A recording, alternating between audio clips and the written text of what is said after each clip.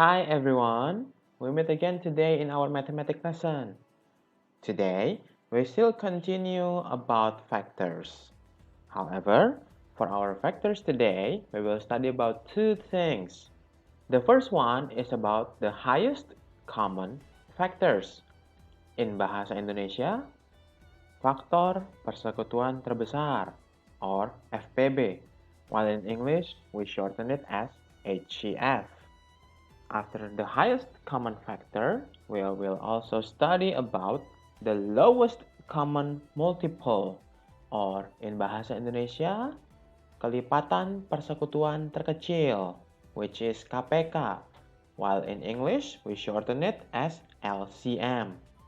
Okay, let us start with the highest common factor first, or with Bahasa FPB.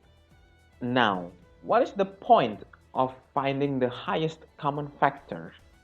Well, maybe for a little bit it looked like it doesn't have any point at all. But at least with this, you can know about the prime factors, the common one that we used in maybe for everyday's life. It's usually used when we want to find out the most number that we can give to someone. For example, if we want to distribute some foods, how much is the most number for each person? Okay, let's try it, shall we? Let's try with the simple numbers first. Let us look at number 4, number 8, and number 10. Now, we need to make the prime factors like we already learned before. So we divide them like this, and we will get that 4 is 2 times 2, while 8 is 2 times 2 times 2, and 10 is 2 times 5. Now, because we want to find the highest common factor, we only use the number that those three have. In this case, all these three numbers have number 2. So, the common prime factor for number 4, 8, and 10 is 2. However, as we can see, the 2 is being repeated for each part. The problem is, we only need 1 because at the tens, the 2 only have 1. So we only use 1. It will be a different story if the 10 have two numbers of 2.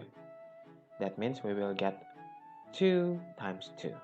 But in this case, we will only have the common factor is 2, and the highest common factor of 4, 8, and 10 is 2. Okay, let's try another one that is harder, shall we? Let's do this one. We have 20, 30, and 60. So, we try to find the prime factors first, and then we times it up. So, for 20, we have 2 times 2 times 5. For 30, we have 2 times 3 times 5.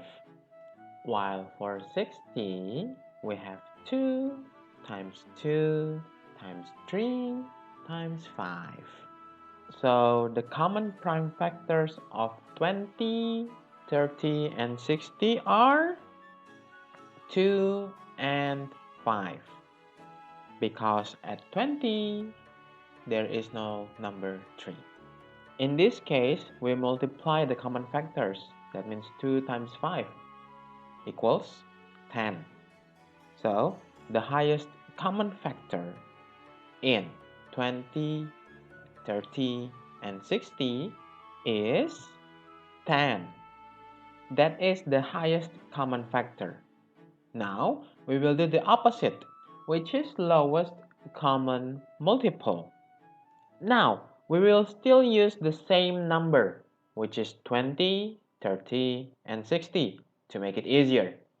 We also already know the prime factors. So, we will see what are the numbers that we need to use. Now, this is the fun part. You times everything. However, you only take one of each prime factor. So, in this case, we will get 2 times 3 times 5, which we will get 30. So, the lowest common multiple of 20, 30, and 60 is 30.